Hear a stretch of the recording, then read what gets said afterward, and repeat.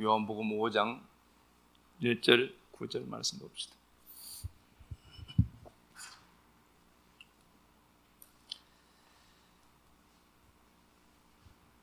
그 후에 유대인의 명절이 되어 예수께서 예루살렘에 올라가시니라.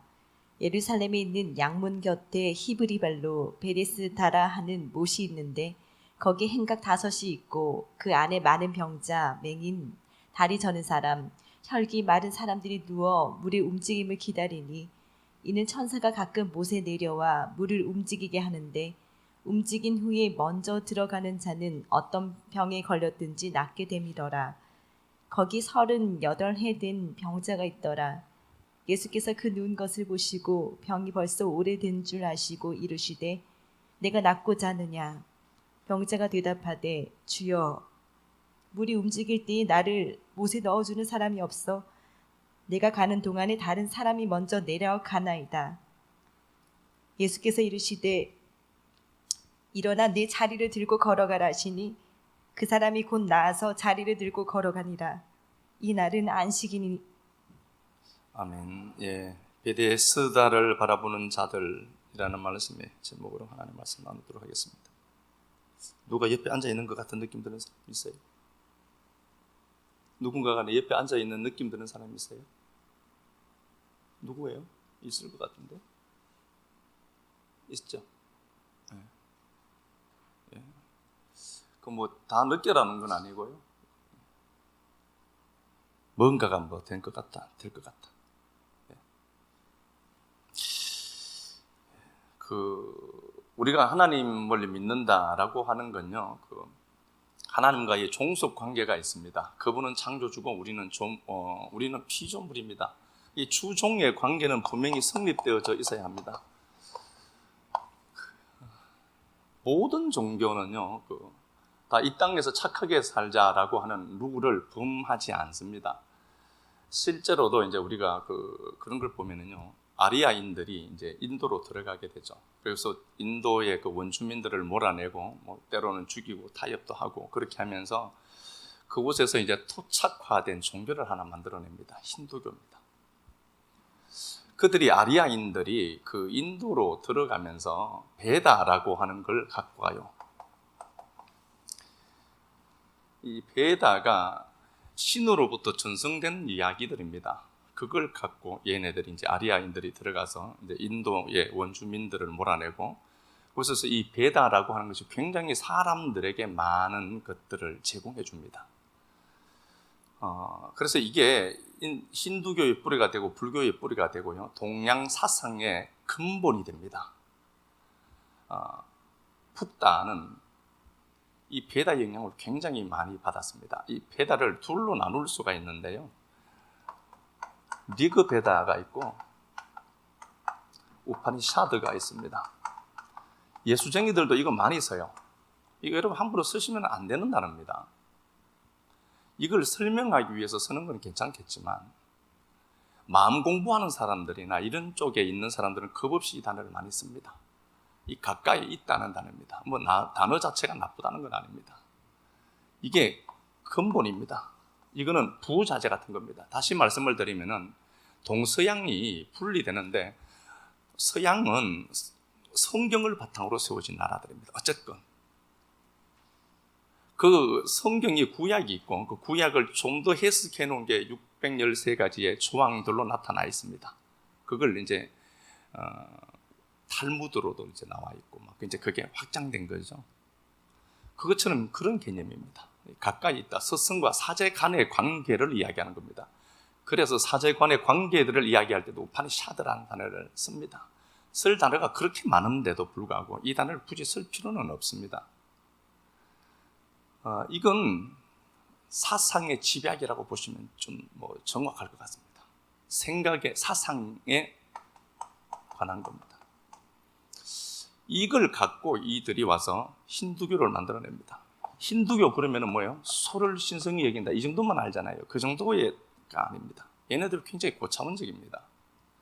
힌두교라는 단어 자체가 우리가 폭으로 보면 힌두교, 소를 신성시하는 사람들 이 정도로 아는데요, 많은 신들이 있겠지만 이 힌두교는 그 정도가 아니라 베다를 갖고 사유하는 자들의 단체, 모임, 배달을 갖고 이 배달을 갖고 사유하는, 이걸 근본으로 생각하고 사유하고 느끼고 이걸 갖고 살아가는, 이걸 프레임으로 갖고 가는 사람들의 모임 총체를 힌두교라고 합니다. 근데 우리가 이건 리그 배단은 사제가 있어야 합니다. 그래서 이네들이, 제가 타종교를 소개하는 게 아니라 오늘 본문의 핵심이라는 말을 제가 해야 되기 때문에 이 말을 합니다. 꼭 보면 이런 것만 또 기억나는 사람들이 있어요. 이거 보세요. 듣는 거 봐. 초집중해. 눈 뚫어지겠네.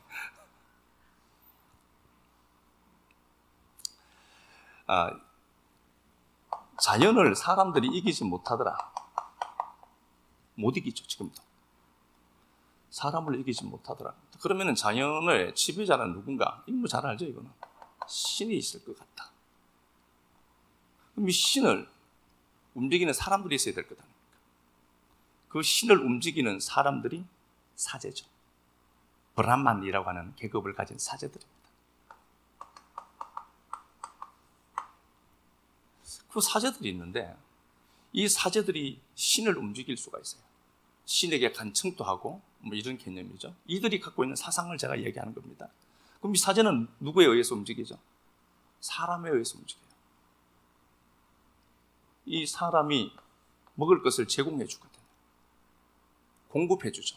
그러면 그 정성을 받아서 사제가 하나님 앞에 얘기를, 하나님은 아니지, 신에게 고백하죠. 신에게 고백하면 이게 이제 이렇게 되죠. 원리가 이렇게 된 겁니다. 이제 원으로 보면은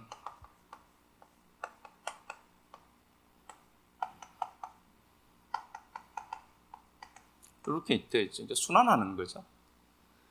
자연을 이길 수 없는 인간. 그러면 이 자연을 이기는 건 누구냐? 배후에 신이 있을 거다. 이 신을 움직이는 게 또 있어야 될 거다. 사제, 이 브라만이라고 하는 사제가 있죠. 이 사제를 움직이는 건 또 누구냐? 사람이죠. 그래서 뭘 가져와서 사제에게 놓고 하나님 앞에 대리자로 있으니까 네가 좀 이렇게 해서 좀 풀어주시오. 그러면은 이 사제가 그거 받아먹고 영적인 일을 해서 신을 움직이는 거죠. 그래서 그 자연의 재해를 막고 뭐 이런 순환의 원리가 있어요. 이 원리들을 잘 접근해서 본 게 이 우파니샤드입니다.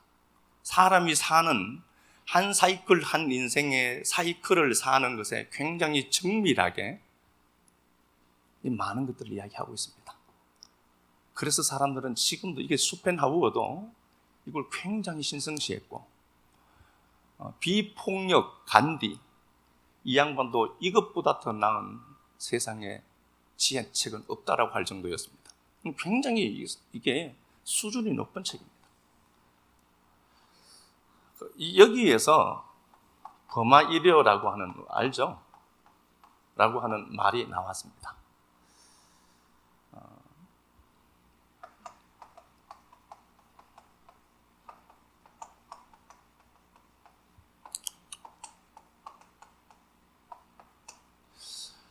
브라흐마는 우주 자체입니다.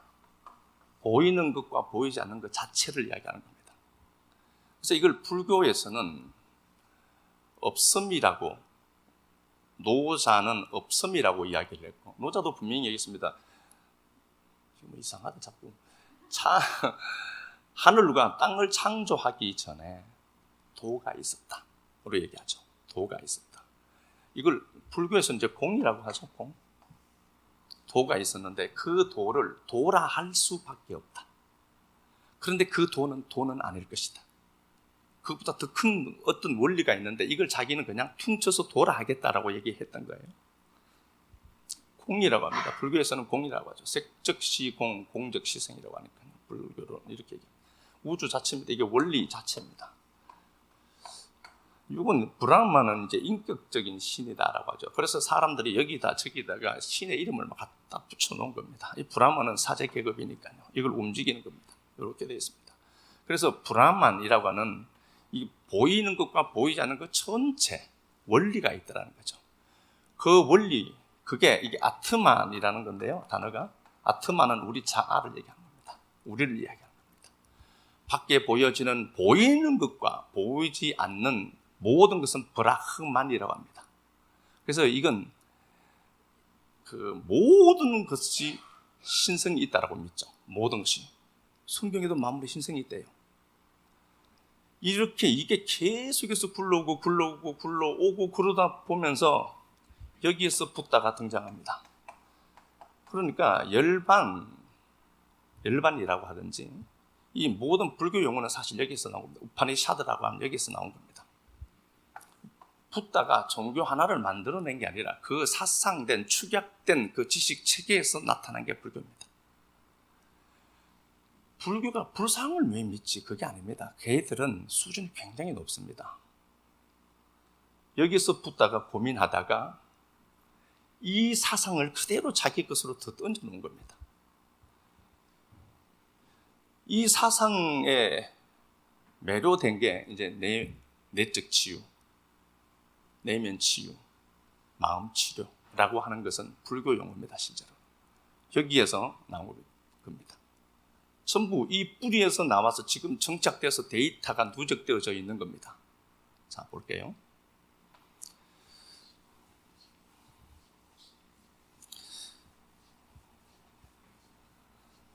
꼭 기억해야 될 건요, 이들이 지금까지 축적된 방대한 사상, 지식의 체계가 있습니다. 그게 지금도 그대로 맞물려 갑니다. 왜냐? 그대로 되거든요. 데이터가 있는 겁니다. 그런데 우리는 오늘 본문을 보면서 접근을 잘 해보자고요. 베데스다라고 하는 게 있습니다. 천사가 한 번씩 물을 용솟음치게 할 시점이 있습니다. 여기에 누구든지 1등으로 들어가는 자는 나음을 입습니다. 치유가 됩니다. 그래서 이 베데스다 연못 부근에는 수많은 사람들이 운집해 있습니다. 저기 베데스다 연못에 들어가야 되기 때문입니다. 그런데 우리는 잘못하면 신앙이 잘못되면 어떤가 보면은 여기에 들어가는 방법론이 제시됩니다. 먼저 들어가면 나으니까. 먼저 들어가면 낫거든요. 그래서 내가 낫기만 하면 돼. 내 문제가 치유가 되고 내가 회복되는 게 방점이어서 어떻게든 여기 들어가기만 하면 돼. 하나님과의 관계는 전혀 필요도 없고요.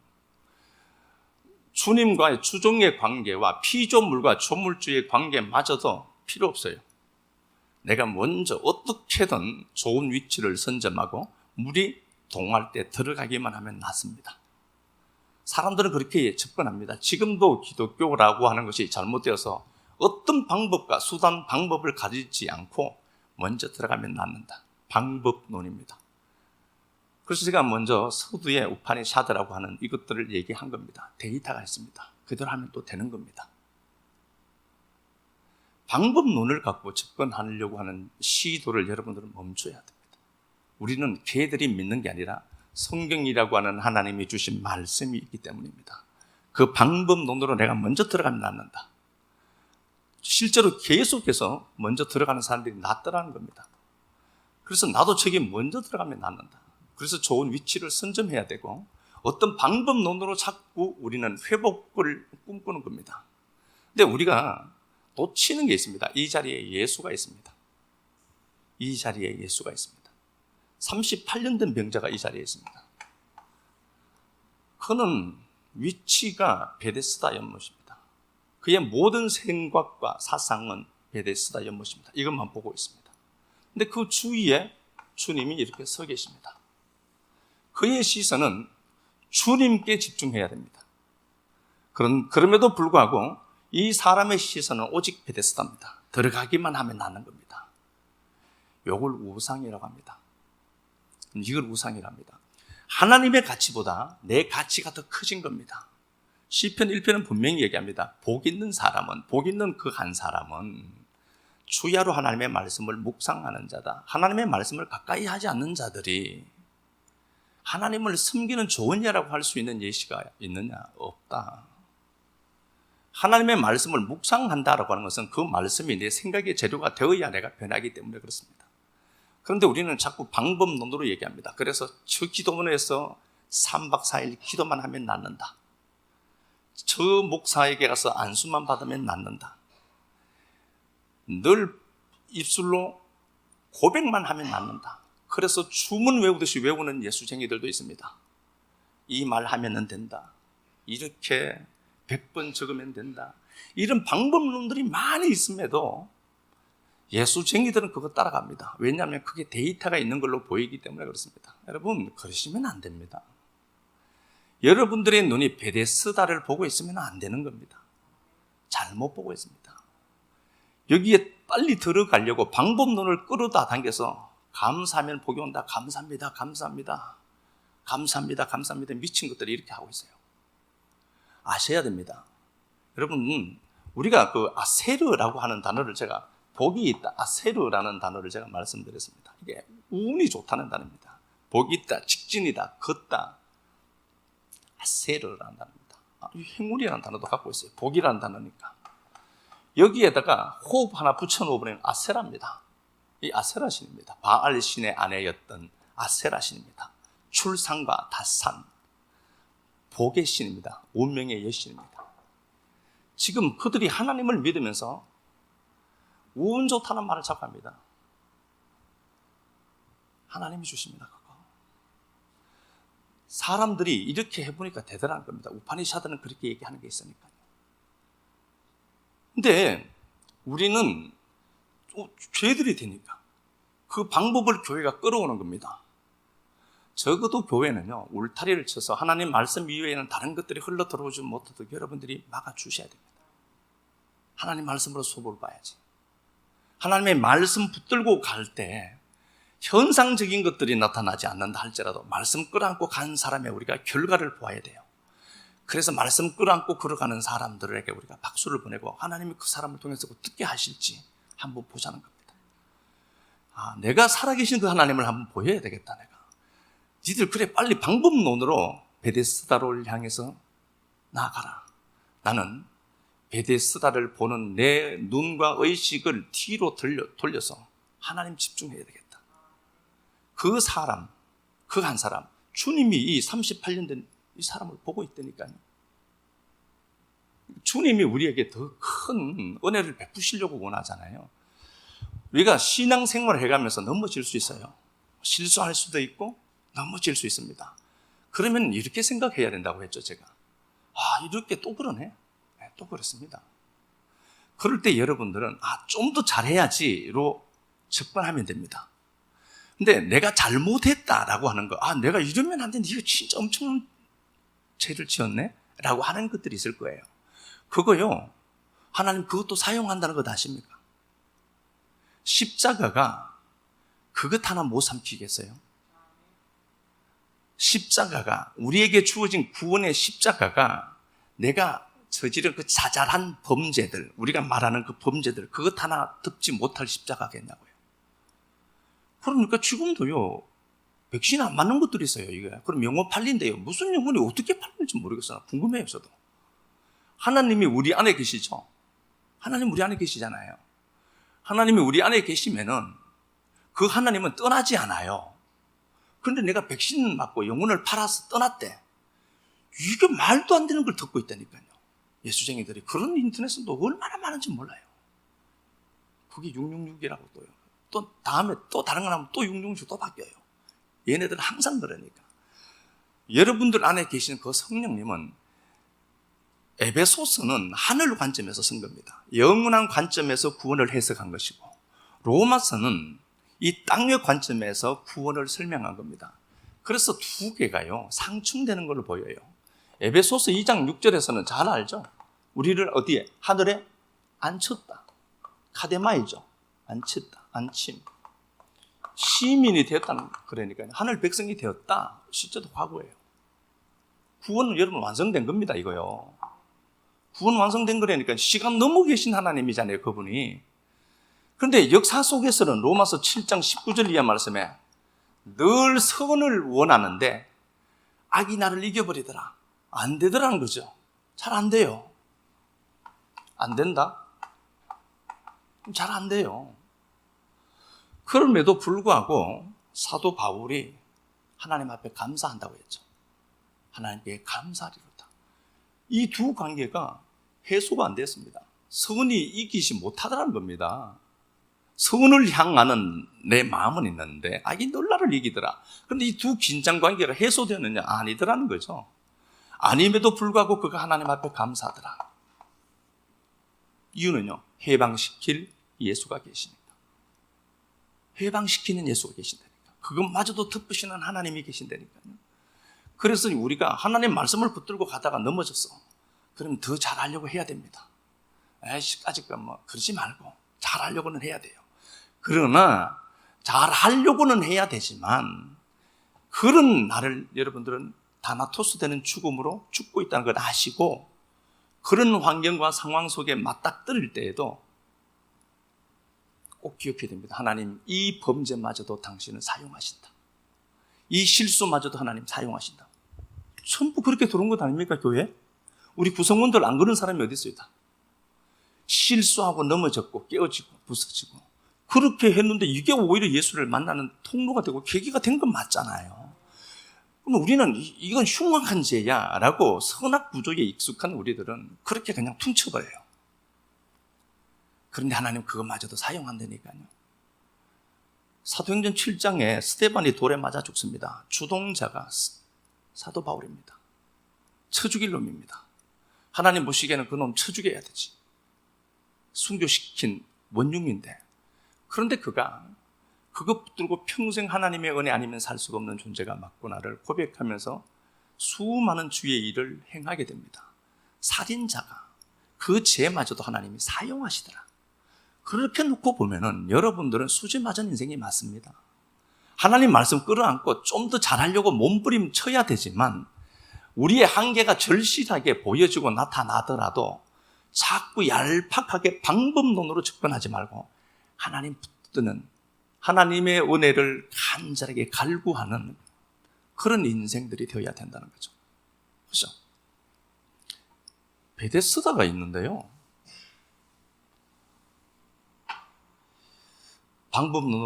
방법론으로 사람이 접근하려고 합니다. 이게 얼마나 어리석은가 보면은 이게 데이터가 있다니까요. 사람들이 만들어둔. 이게 봐라, 이렇잖아. 이게 있잖아. 그게 무슨 객관성이 있습니까? 수많은 사람들이 한 번, 두 번 이루어지고 축적되고 이게 있다라고 하는데요. 여러분, 객관성이 있는 건 성경밖에 없다고 했습니다. 객관성이 있다라고 하는 것은 내가 그걸 믿는 부류가 되고 믿어버리니까 그 사람의 말이 마치 진리인 것처럼 착각되게 돼서 이게 내가 그 말을 객관성이 있다라고 받아버리는 거죠. 진짜 객관성이 있는 거는 예수 그리스도가 하신 말씀밖에 없다니까요. 진짜라니까요. 그 히스기야의 아버지 아하스가 있습니다. 이 아하스가요, 아람에게 공격을 늘 받고 있습니다.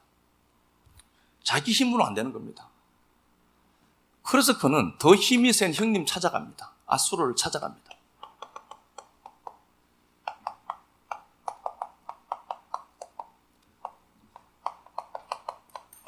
열왕기하 18장에 나오거든요. 찾아가요.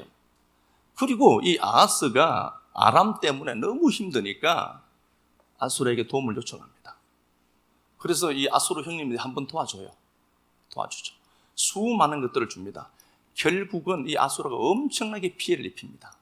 그래서 여러분, 사람이 줄 것 같다. 분명히 이 말씀 기억해야 됩니다. 당장 이익이 될 것 같지만 그 사람 나중에 내게 피해 입힙니다. 이건 성경의 불변의 진리입니다. 사람에게 기웃거리지 마라. 방법론으로 베데스다에 들어가려고 하지 마라. 오히려 베데스다를 보고 내가 들어가지 못할 장소같이 여겨지더라도 그 자리에 계신 주님은 보아야 돼.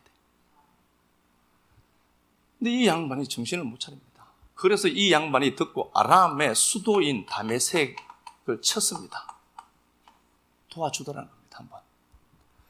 그러니까 이 양반이 아하스가 다메섹에 온 아수르 왕 찾으러 옵니다. 배알하러 온 거죠. 도와주었으니까. 여기 갔는데 아람 신상이 있어요. 아람의 신상. 이 신상을 복사합니다. 베껴서 자기 본국으로 보냅니다. 그리고 이 신상을 건립하게 합니다. 성전을 없애버리고.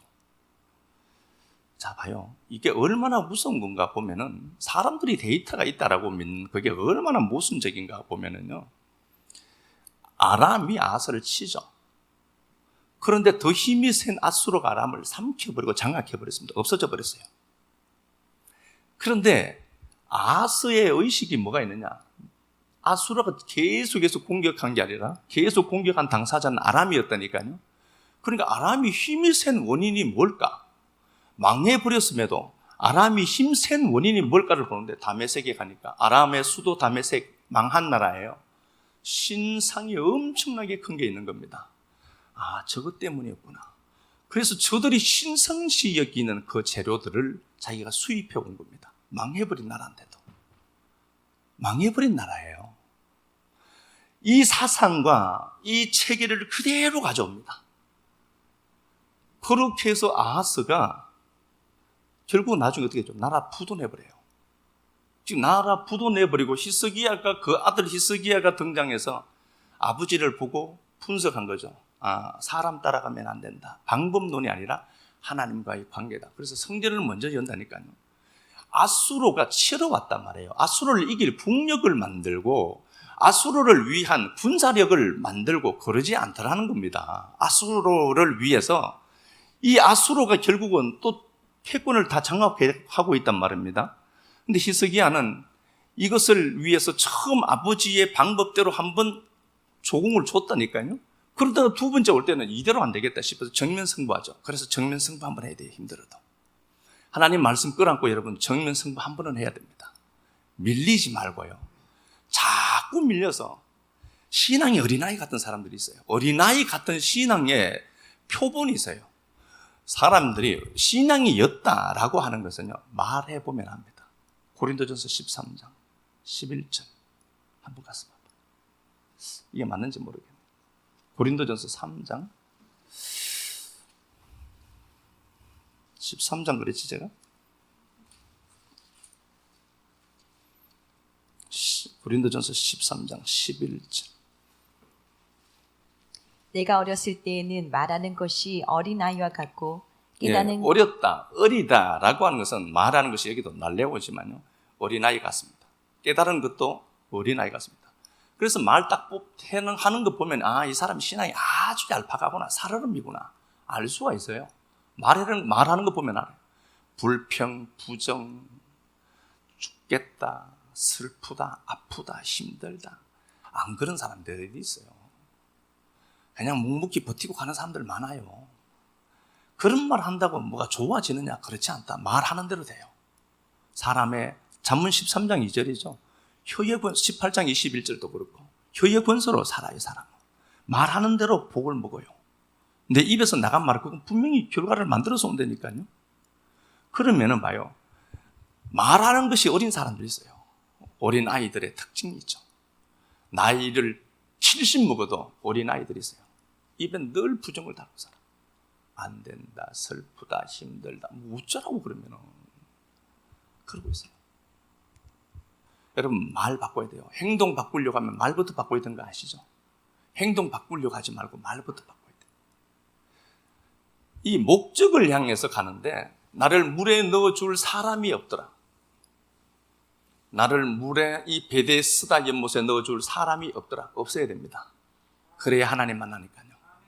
38년 동안 이 사람이 여기 기다렸습니다. 저들이 쓰는 트릭이 안 맞아요. 저들이 말하는 방법론이 내게는 안 맞더라는 겁니다. 예, 안 맞아야 돼요. 그래야 그는 분명하게 하나님을 붙들 수밖에 없습니다. 아무도 도와줄 사람이 없도록 하나님 만들어버려야 됩니다. 그래야 인내하면서 그분만 기다리니까요.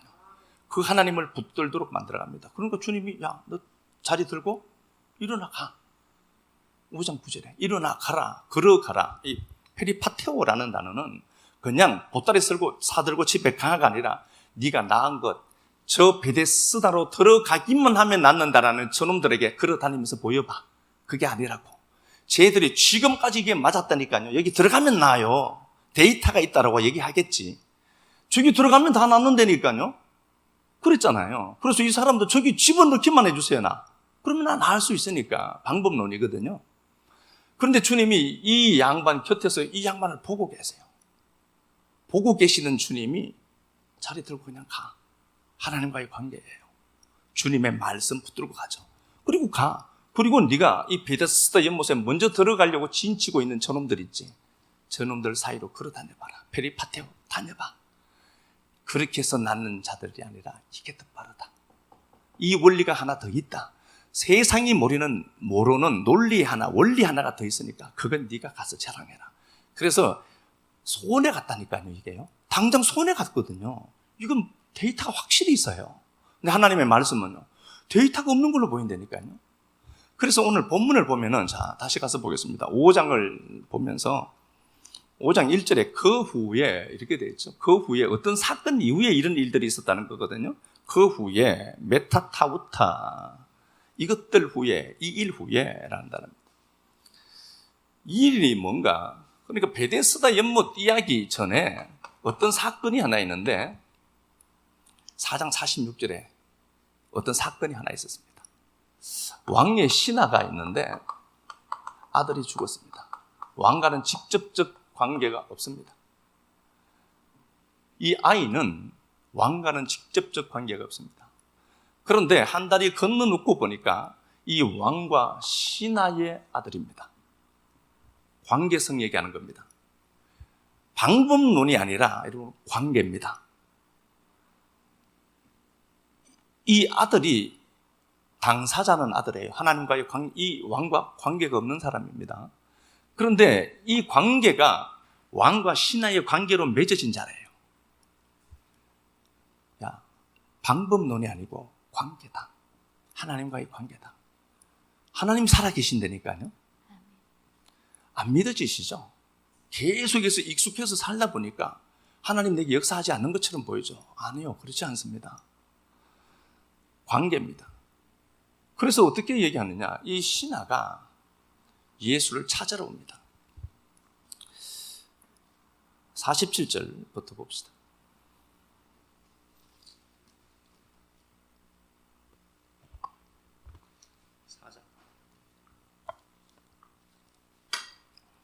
그가 예수께서 유대로부터 갈릴리로 오셨다는 것을 듣고 가서 청하되 내려오셔서 내 아들의 병을 고쳐주소서 하니 예, 그가 죽어가니까 빨리 오셔서 좀 도와주세요, 주님. 이렇게 얘기하죠. 주님을 공간에 매여 있는 시공을 초월하지 못하는 하나님으로 붙들고 있어요. 하나님은 시공을 초월하시는 하나님입니다. 하나님이죠. 근데 내려오셔서 당신이 가셔서 고쳐달라는 겁니다. 시공의 제약에 매여 있고 묶여 있죠.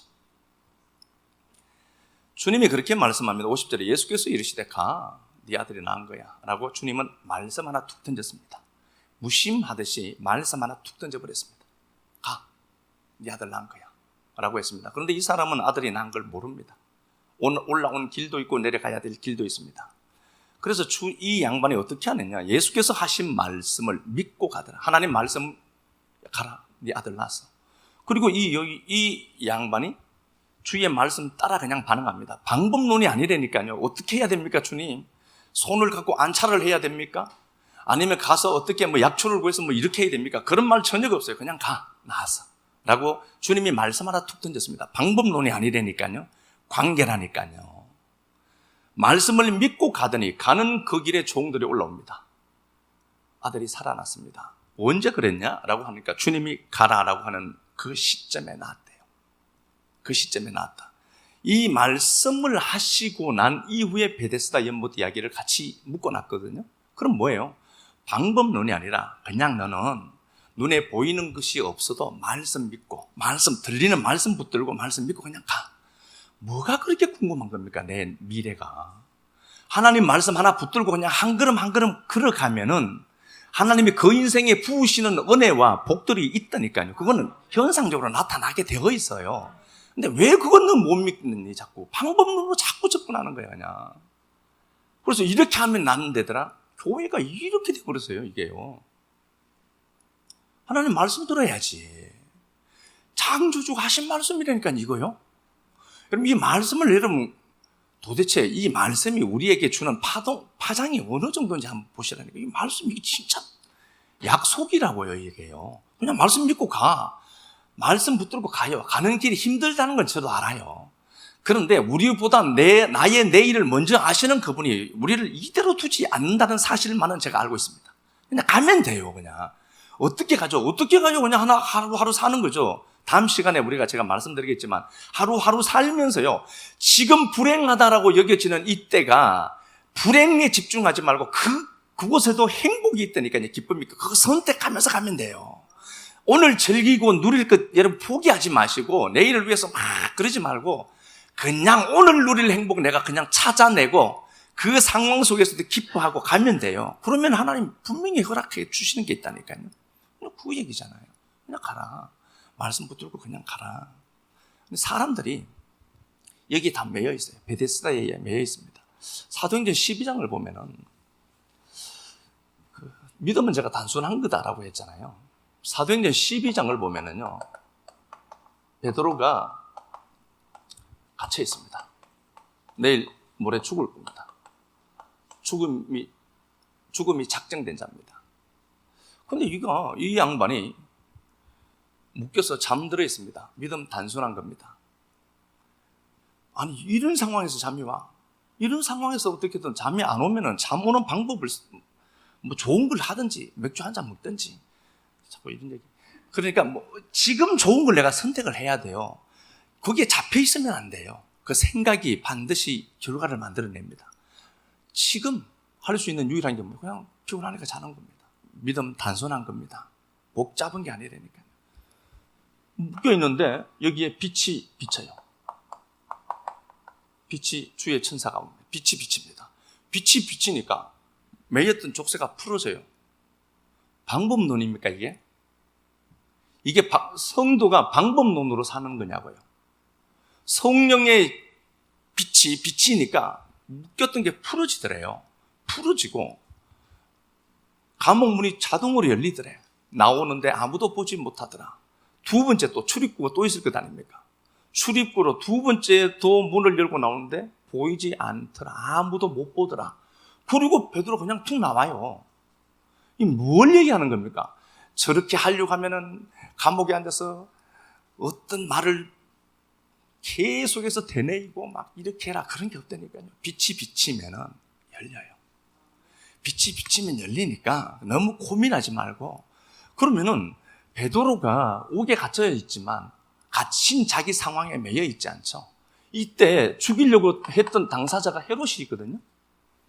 헤롯이 베드로 죽이려고 해요. 보기에는 베드로가 묶여 있죠. 헤롯이 더 자유롭죠. 죽일 수 있는 권세까지 있으니까. 근데 이 사람이 사실은 매여 있는 자예요. 성공에 매여 있고요. 왕노릇한 여기에 매여 있어요.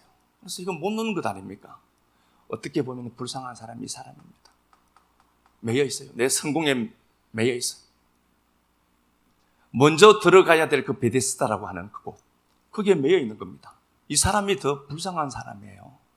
성도는 그럼에도 불구하고 매여 있는 곳은 딱 하나입니다. 오직 예수 그리스도라는 말씀입니다. 거기에 매여 있는 겁니다. 누가 자유로운 거예요? 베드로가 빛이 비치니까 그냥 하나씩 열리는 거예요. 그래서 하나님이 우리 삶에 주시는 은혜가 있을 때 말씀 끌어안고요. 여러분 자꾸 빛비침을 받아야 돼요. 하나님의 말씀을 절대 신뢰하고 하나님의 말씀을 여러분들은 묵상해서 하가해서 그 호흡을 넘겨내고 그걸 내 호흡으로 다시 가지고 묵상하고 그렇게 해서 그 말씀이 생각의 재료가 되고 내 의식의 프레임이 되고 그래서 그 말씀 따라가는 거예요. 사람들이 방법론 접근해서 베데스다를 먼저 가는 방법 이렇게 막 이야기할 때 여러분 그거 거절하시고요. 하나님 말씀으로 하나님 살아계신 거 내가 한번 보여주겠다. 이런 단호함들이 성도들에게 좀 있어야 돼요. 이사야 51장 가서 한번 보겠습니다. 이사야 51장 1절부터 가서 봅시다.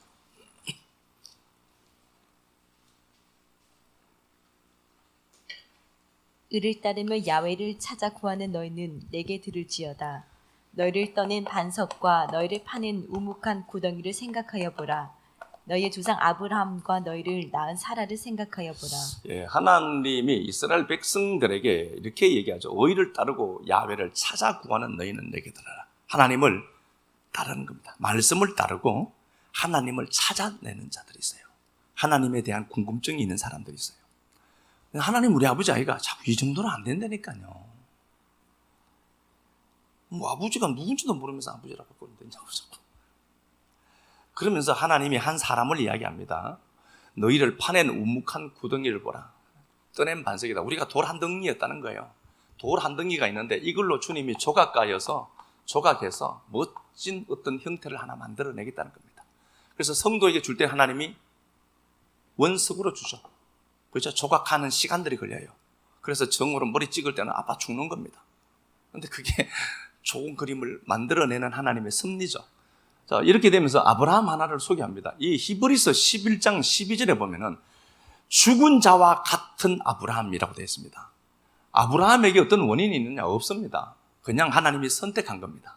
여러분, 우리를 하나님이 선택해서요. 선택하고 그냥 이렇게 막 내팽개쳐 둘까, 그분이? 그냥 이 역사는 그냥 살아. 진리는 예수 그리스도다. 막 그렇게 막 잘게 잘라서 진리가 이거다. 그럼 이 땅의 삶에서는 그냥 막 내팽개쳐 놓고 막 그럴 것 같아요. 아브라함이 있는데 아브라함은 혈혈당신으로, 그러니까 아브라함에게 원인이 없어요. 그런데 아브라함을 하나님이 불러서 마침내 히브리서 6장 14절에 복주고 거대하고 창대케 했습니다. 그래서 우리가 이 땅에서도 잘 되는 것에 대해서 여러분들 말씀을 믿고 그냥 가야 돼요. 예, 믿음대로 되니까 그렇습니다. 이렇게 되어 있잖아요. 이렇게 되어 있는데, 자, 볼게요. 말씀 또 가서 보겠습니다. 2절, 너희의 조상 아브라함과 너희를 낳은 사라를 생각해봐라. 아무것도 아니었다, 얘네들. 히브리서 11장 12절에 나와 있단 말이에요. 죽은 자와 같은 자들입니다. 성공할 재료가 전혀 없는 자들이라는 거죠. 그런 자들을 내가 불러서 창성하게 했다. 하나님이 이렇게 말하는 거죠. 하나님도 얼마나 쪽팔릴까요? 야, 내가 그런 애들도 믿음의 조상으로 만들었고 그들에게 내가 창성하게 했다? 그럼 니들 뭐냐 도대체? 3절, 나 야훼가 시온의 모든 황폐한 곳들을 위로하여, 시제가 현재 시제 같죠? 지금 3절에 보면은 이스라엘이 황폐했어요. 황폐한 상태입니다. 상태는 황폐해요. 황폐했는데 위로하여로 되어 있는데 위로했다는 겁니다. 나함인데요. 나함이 시제가 완료입니다. 자, 그럼 보자고요. 내 삶은 나아진 게 없어요. 황폐해 있어요. 그런데 하나님이 내게 위로했다. 위로하지 말고 좀 황폐한 것 해결해 줘야지. 우리 그런단 말입니다. 그죠? 하나님 위로 필요 없고 그냥 이거 한 방에 해결해야지. 근데 하나님 못 그러신 것 알죠? 다룰 수 있는 힘을 길러야 돼요. 황폐합니다. 상황이 황폐한데 하나님 위로했대요. 뭘로 위로했을까요? 말씀으로 위로하는 거지. 말씀이 여러분들에게 위로가 안 되면 소망이 없어요. 그럼 여러분들 저한테 속는 겁니다. 위로했다. 사막을 에덴 같게, 광야를 야훼 동산 같게 했대요. 황폐한 이 상황을 사막이다. 그런데 하나님이 에덴 같게 했다. 만들었다. 완성한 거거든요. 그런데 나는 지금 에덴이 없어. 그냥 황폐하단 말입니다. 그러니까 말씀을 듣고 그 말씀으로 내 미래가, 내일이 황폐한 상황에서 해결되었다는 것을 여러분들이 말씀 통해서 보는 눈이 길러져야 돼요. 네? 지금 상태는요, 사막 같다니까요. 황폐하고 에덴 같게 했다라고 했는데 에덴은 그냥 더 안 되는 것 같아요. 이 상황에 있을 때 여러분들은 하나님의 말씀을 듣고 이 에덴은 이미 확보되어져 있구나. 내 인생에 회복되어야 될 이것들은 이미 확보되어져 있구나. 이것 위에서 가는 거예요. 그런데 하나님 보시기에는 이미 시간 넘어 계시잖아요. 그 하나님은 공간 너머에 이거 준비된 거라니까요. 이게 역사 속에서 딱 펼쳐질 때가 있어요. 그러니까 그냥 말씀 붙들고 위로 받고 그냥 가라. 제발 좀 그냥 가봐. 그 얘기거든요. 50장 가서 볼게요. 50장 4절. 주 야훼께서 학자들의 혀를 내게 주사 나를 곤고한 자를 말로 어떻게 도와줄 줄을 알게 하시고 아침마다 깨우치시되 나의 귀를 깨우치사 학자들같이 알아듣게 하시도다. 예, 학자의 혀가 나오죠. 가르침을 받는 자들의 혀. 학자의 혀를 달라는 겁니다. 학자들의 혀가 문자 그대로 보면은 가르침을 받는 자들의 혀입니다. 제가 가르쳐요? 그렇죠? 가르쳤습니다. 여러분들 지금 가르침을 받았습니다. 가르침을 받은 여러분들의 혀가 이제 부정이 아닌 긍정을 이야기하는 혀로 바뀌는 겁니다. 이게 학자의 혀입니다. 뭘 붙들죠? 하나님이 위로했다. 아멘 하는 겁니다. 아브라함이 죽은 자 같았었는데 아무것도 소망도 희망도 없는 그 아브라함인데 하나님이 그를 불러 마침내 장성케 했다. 내가 그런 하나님이야. 실력 있는 하나님이다. 그렇게 이야기했고 지금 상태가 황폐하지 너. 사막같이 죽을 맛이지 너. 그런데 내가 자꾸 너 위로하고 있다. 위로했다. 어떻게 말씀으로? 실제는 없어요. 그러니까 이 간격이 안 메워지니까 이 갭이 자꾸 생기는 걸로 보이니까 나는 안 된다라고 얘기하고 결론을 섣불리 맺는 겁니다. 누가 안 된다고 했어요? 그분이 된다라고 하는데. 에덴같이 했다는 겁니다. 이거 이미 완성되어 있는 세계예요. 이거 주신다는 거잖아요. 그러니까 이 말씀을 오늘 여러분들이 받았으면은 이제 학자의 혀를 여러분들은 받은 겁니다. 부정을 이야기하는 혀가 아니라 하나님의 말씀을 가르침으로 넘겨받은 여러분들의 혀가 이제 부정이 아닌 긍정을 고백해내는 혀로 바뀐 겁니다. 된다. 나는 될 거다. 하나님이 나를 에덴 같게 했다. 완성해둔 게가 있다. 지금 내가 보이는 건 없어. 그러니까 이 보이는 것 이거 보고 매일 진리 짜고 온다니까. 황폐한 거 이거 보고. 이걸요 전문 용어로 밥통이라고 한다니까요. 이거 보고 계속 울고 있어요. 이거. 뭐 어떡하라고 이거 지금. 내가 나를 추스리지 않으면요 누가 도와줄 사람도 없어요. 하나님 말씀 끌어안고 그냥 일어나는 거죠. 5절 주 야곱께서 나의 길을 여셨으므로 내가 거역지 않고 뒤로 물러가지 아니하고. 말씀이 딱 들리는 거예요. 이제 뒤로 주춤하던 것들이 고쳐지는 겁니다. 뒤로 안 물러가요. 백 안 하는 겁니다. 백라이트. 뒤를 비추지 않는 겁니다. 하나님 말씀이 들리니까 봐요. 5절에 내 귀를 여셨으므로. 말씀이 들린다는 거죠. 말씀이 들리죠. 나의 귀를 여셨으므로 내가 거역하지 않고 뒤로 물러가지 아니하며 뒷걸음질 안 친다는 겁니다. 오직 직진이죠. 이 직진이 아사레라고 했죠. 제가 아세로라고 했잖아요. 이거 운이 좋다는 겁니다. 말씀 붙들고 가는 게 그게 운이 좋은 거예요. 말씀 붙들고 그냥 직진한다는 거죠. 뒤로 안 간다 나 이제 말씀이 들리거든. 그런데 문제는 나가면 잊어버리니까. 내가 거역하지 않고 뒤로 물러가지 아니하며. 6절 나를 때리는 자들. 6절 읽어봐. 나를 때리는 자들에게 내 등을 맡기며 나의 수염을 뽑는 자들에게 나의 뺨을 맡기며 모욕과 침뱉음을 당하여도 내 얼굴을 가리지 아니하였느니라. 네, 침뱉음 있다는 겁니다. 현장에 있는 내 상태가 어떠냐. 말씀은 들려요. 말씀은 들리는데 곧바로 뭔가가 해결되느냐. 그렇지 않다는 게 문제입니다. 하나님은 끝없이 약속을 주시거든요. 약속을 주시죠. 약속을 주시는데 실제는 없다는 겁니다. 그런데 그분 입장에서는 실제를 만들어 두었어요. 그죠? 만들어 두었고요. 근데 내가 현상적인 상황을 걸어갑니다. 때리는 자에게 내 등을 맡기고 수염 뽑는 자에게 뺨 맡기고 모욕과 침뱉음 당해도 내 얼굴을 부끄러워하지 아니한다. 견디는 겁니다. 견디는 겁니다. 사람들이 얘기합니다. 야, 다 방법 쓰는데, 트릭 쓰는데 너도 그렇게 해야 되지. 성공하지. 그럴 때 여러분들은 자신 있게 얘기해야 됩니다. 내가 믿는 하나님은 트릭을 넘는 하나님입니다. 아멘. 내가 믿는 내 하나님은 미안한데 고맙다. 그 친구 고마운데 내가 믿는 내 하나님은 내가 아는데 방법론으로 접근하는 자들보다 빨리 이기게 하시는 하나님입니다. 아멘. 그때 고백하는 건 멋있잖아요. 네? 상황은요. 누군가 때리는 걸 견디고 있어요. 침뱉음이 있어요. 침뱉는데 버티고 있는 겁니다. 수염을 뽑고 뺨을 때리고 있어요. 얼마나 고통스럽겠습니까? 견디는 겁니다. 그래서 믿음은 인내의 과정이다. 견디는 겁니다. 말씀 붙들고 귀가 열리면 돼. 그래서 제가 말씀드린 사람이 바뀌려고 하면은 말씀 듣는다. 말씀 안 듣고 바뀌는 사람은 없습니다. 그 사람에게 내일을 기대하면 절대 안 됩니다. 귀가 열립니다. 양은 죽었다가 살아나면은 귀부터 열려요. 그래서 양을 부를 때 눈으로 보고 부른 게 아니라고 했죠. 요한복음 10장에 목자가 양의 이름을 각각 불러내요. 양은 앞을 못 봐요. 그래서 양이 귀가 열려요. 주인의 음성이 들려요. 아, 이건 주인의 음성이구나. 음성 듣고 움직여 가는 거거든요. 그러니까 상황이 이래요. 황폐해요. 하나님 위로를 주거든요. 그런데 그 위로가 곧바로 어떤 현상을 만들어냈냐? 그렇지 않더라. 때리더라. 침 뱉고 모욕 주고 뺨 때리고.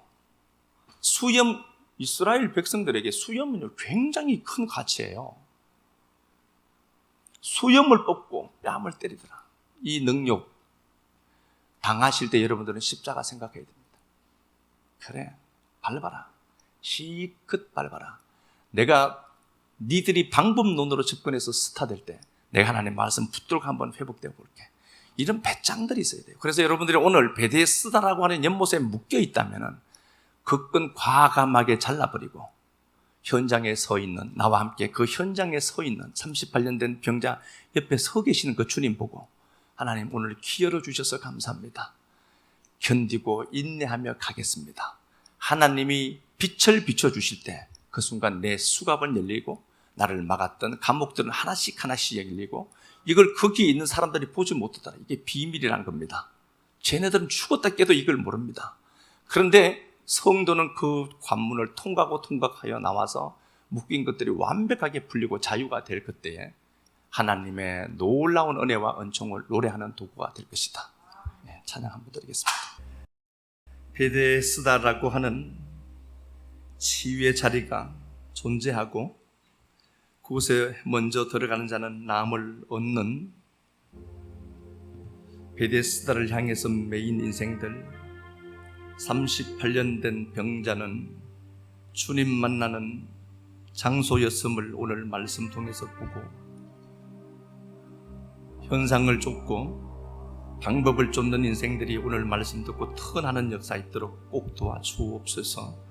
절대자가 주신 약속의 말씀보다 더 가치 있는 것은 분명히 없을 터인데도 하나님의 말씀을 게을리하고 하나님의 말씀을 내 생각의 재료로 치사해서 선택하지 못하는 우리를 긍휼히 여겨주시고 불쌍히 여겨주셔서 오늘 이 말씀 듣고 하나님 학자의 혀 되게 하셔서 이 말씀을 이제 내 입으로 고백하고 시인하고 선포하는 존재들이 많아지도록 성령님 꼭 은총과 은혜 베풀어 주옵소서. 사랑하는 주님, 방법론이 판치고 있는 이때에 하나님과의 관계를 살피는 자들이 우리 식구들 되었으면 좋겠습니다.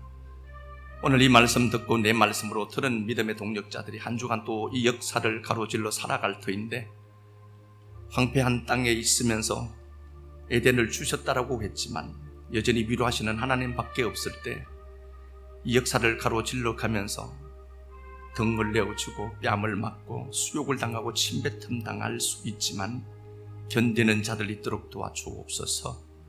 당신이 하시는 그 놀라운 약속의 말씀 끌어안고 그 시간들을 견디는 은혜가 있도록 하나님 도와만 주옵소서. 말씀 끌어안고 걸어갈 때 이제 베데스다가 아닌 그 당신을 집중하고 당신과 관계를 설정하며 걸어가는 믿음의 동력자들을 복되게 하시고 그들의 믿음에 화답하시는 하나님의 역사가 한 주간도 한 달 후에도 1년 후에도 꼭 보여지고 확인되도록 은총만 베풀어 주옵소서. 주님 앞에 드린 시간들, 물질들, 헌신들 꼭 기억하시고 이 모습 저 모습 가운데 아름답게 갚아주시길 간절하게 소망하며 사시는 우리 주 예수 그리스도 이름 받들어 감사하며 축복하고 기도 드리옵나이다. 아멘.